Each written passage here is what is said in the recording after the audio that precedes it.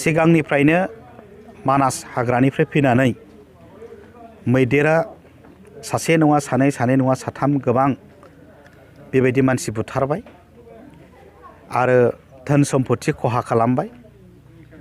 दिनै फुङावबो धर्मपुर गामियाव रबिराम बसुमतारी 80 बोसोरनि सासे जोंनि बैसो जानाय सुबुंखौ आरोबाव बुथारलांबावबाय। UPPL सरकार फैनायनि आगोल UPPL हानजाया रायजोफोरनि सिगाङाव फोसावलांदोंमोन बे मैदेरनि समस्याखौ जोङो समाधान खालामगोन होननानै।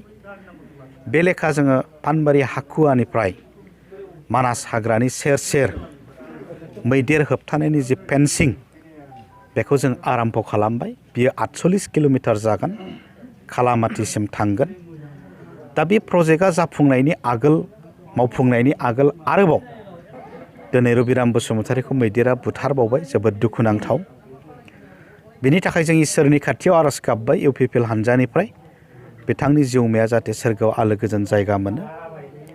न'खरनि फिसाला फिसाजो बा जाथि खुरमा रायजो राजाफोरनि थाखाय जोंबो दुखुनि बाहागोखौ जोंबो लाबाय।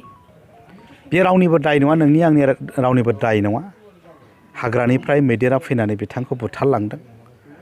दा बिथांनि न'खरा जाहाथे एसे सहाय मोनो सरकारनि बिथिंनिफ्राय, बेनिखायनो दानि UPPL सरकारा रबिराम बसुमतारीनि परियालनो 1 लाख थाखा अनसुंथाइ होनाय जागोन। बेखौ जों दिनै रायजो राजाफोरनि नुजाथिनायाव जों फोसावनानै होनाय जाबाय।